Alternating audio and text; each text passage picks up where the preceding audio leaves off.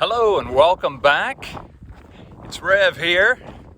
Have you ever gone out on a hike, whether it's a through hike or section hike or whatever, and you woke up in the morning and you said to yourself, maybe not audibly, but you at least thought it, man, I'm just not feeling it today.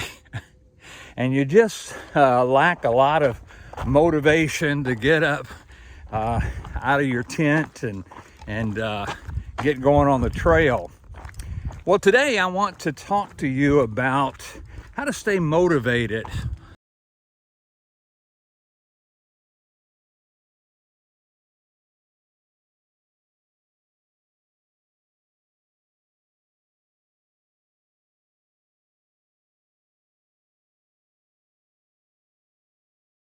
Will prepare for a hike physically, but I think a lot of people neglect preparing themselves emotionally and mentally for a hike, and I think that's what causes a lot of people to quit.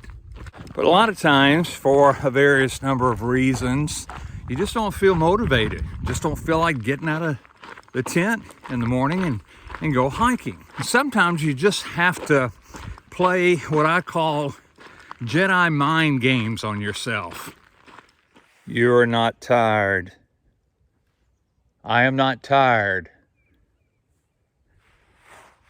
You can go 5 more miles. I can go 5 more miles. These are not the droids you're looking for. These are not the What? Now, if that doesn't work, perhaps you can use these tips that I'll give you.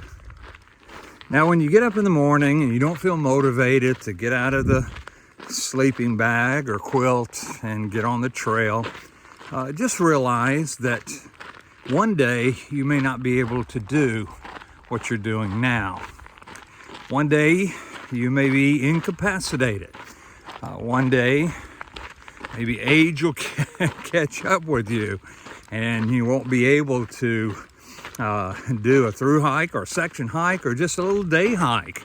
You may not be able to do it. And so one of the things that motivates me is to realize that one day I may not be able to do what I'm doing now. So get your carcass out of that sleeping bag and get on the trail.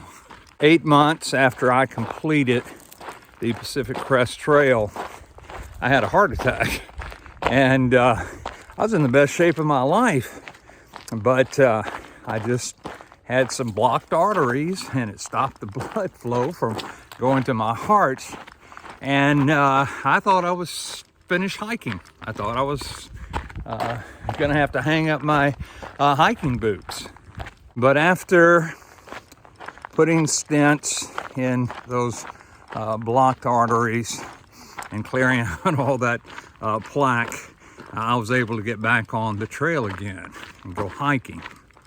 And so every time that I go backpacking, I remind myself that you could have another heart attack and it could all be over. Another thing that motivates me on those unmotivational mornings is I think to myself that a lot of people would love to be doing what I'm doing right now. I have a lot of friends, a lot of people I went to school with that are no longer with us. And of course they can't do what I'm doing now. But a lot of them are up in age, even though we're the same age, but just not able to do physically what I'm doing now. And so whenever I have a hard time getting out of the tent and get going on the trail and finishing my through hike or whatever, I think to myself, there's a lot of people out there that would love to do what I'm doing now. And so again, get out of the sleeping bag and get on trail. I think a lot of times we watch these YouTube videos, and again, I'm guilty of it as well, and we only see the glamour of the trail. We don't see the hard parts of the trail. And as Darwin always says, embrace the suck. You know, it's not all unicorns and rainbows. It's hard, and sometimes you have to basically motivate yourself to get out there. You know, adrenaline can only take you so far, and then motivation and character has to kick in. Now this next thing is very, very important. In fact, it almost got me off trail, but I call it, don't look at the scoreboard. Coach Nick Saban of the national champion 17 time or 18, something like that, I lose count, it's so many of them, Alabama Crimson Tide football team, he always tells his players, don't look at the scoreboard. Just focus on the next play, just focus on the next block, just focus on the next run, and the scoreboard will take care of itself. Did I hear somebody say roll tide? But I got to the midway point of the Pacific Crest Trail, and it was such an exciting, emotional time for me because I didn't think I could ever go as far as, I think it's 1,325, I think is what it says on the midway point post there. But I got kind of discouraged because I thought to myself, I'm only halfway through. I've got 1,325 more miles to go. And man, I thought, I've spent all this time out here and I'm not even out of California yet. And I got very, very discouraged. And then I just, again, played Jedi mind tricks on myself. And I said to myself, look, just concentrate on getting to the next campsite. Don't worry about Canada. Don't worry about all the many miles that you have to do. Just worry about getting to the next campsite, and that really helped me out. I remember I was hiking in Washington and I looked down at the trail and there were some pine cones in the trail and it said 200.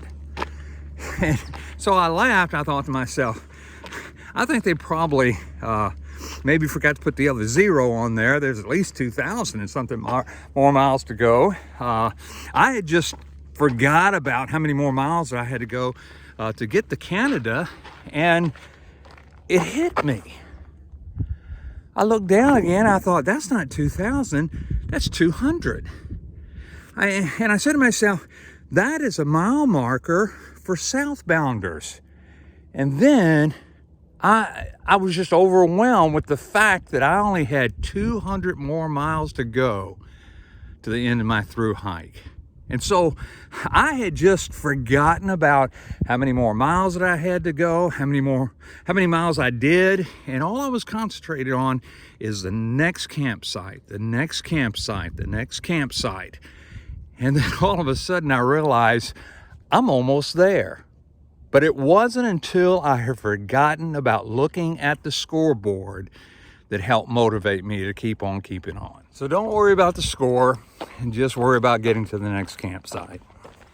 Another thing that motivated me to keep on keeping on, putting one foot in front of the other, was the fact that there are some views out there that are just going to be unbelievable. And so if I don't get out of bed, if I don't get out of my tent, I'm not going to be able to see those views. I often quote that scripture, "This is a day which the Lord hath made. We will rejoice and be glad in it." To me, the Lord is telling me that there's a lot of things out there that you're only going to be able to see today. I've got some things prepared for you today, this day. And so I didn't worry about what I was going to see tomorrow. Didn't worry about what I have seen.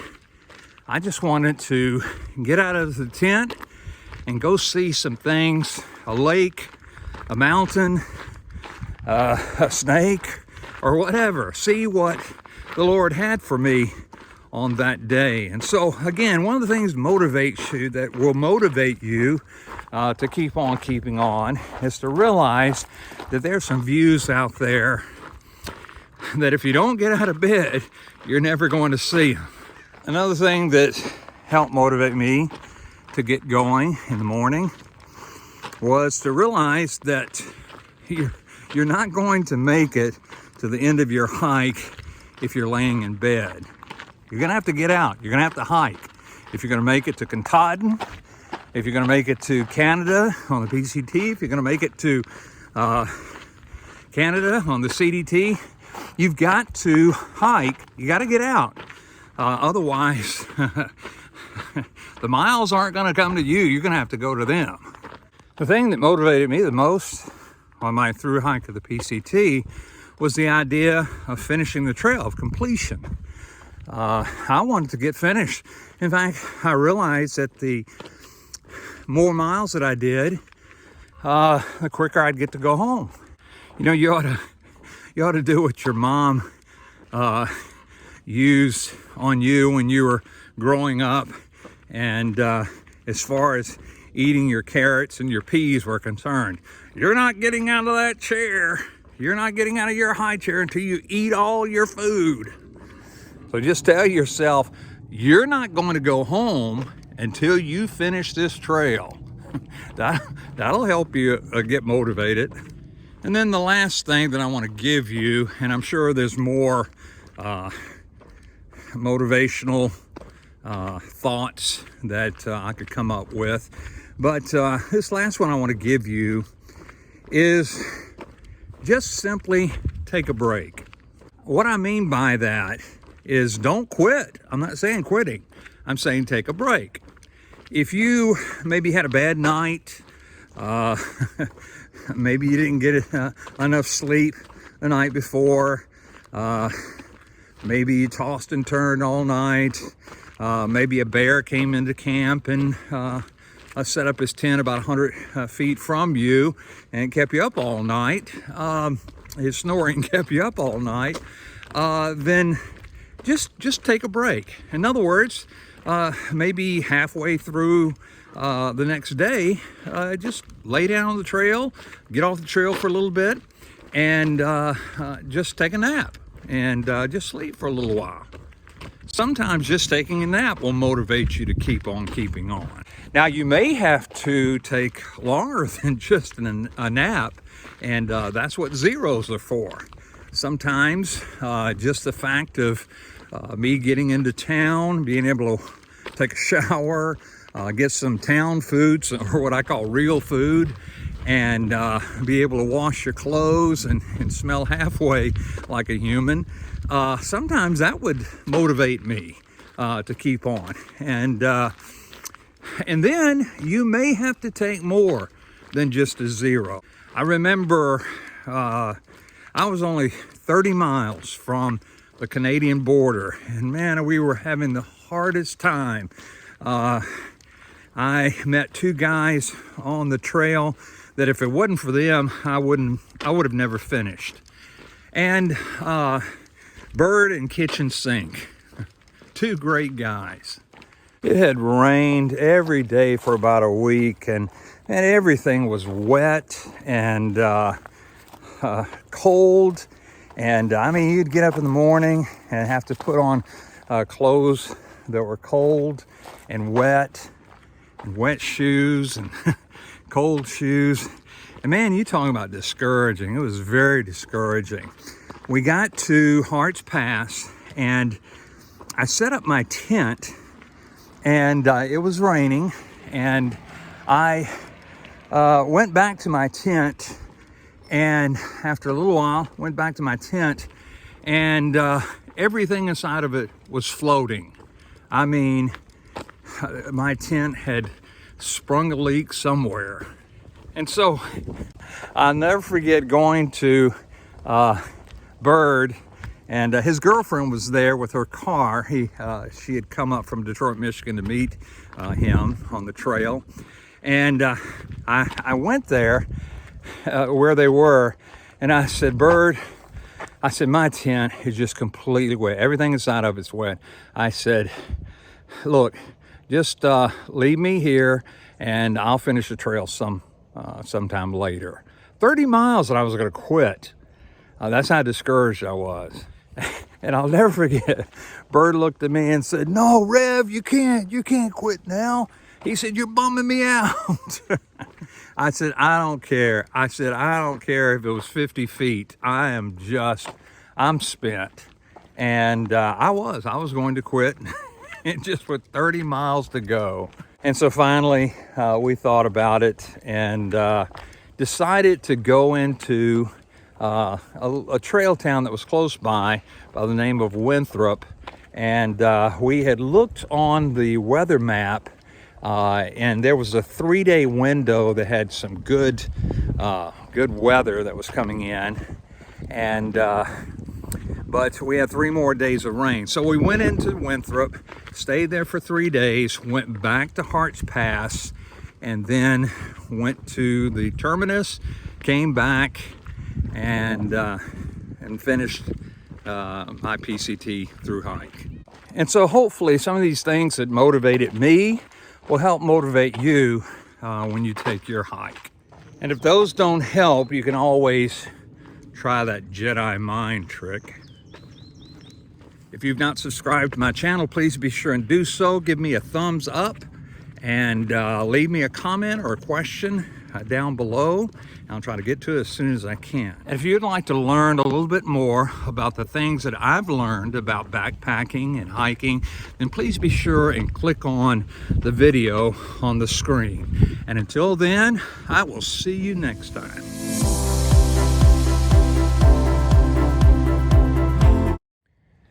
You will subscribe to my channel. You will like this video.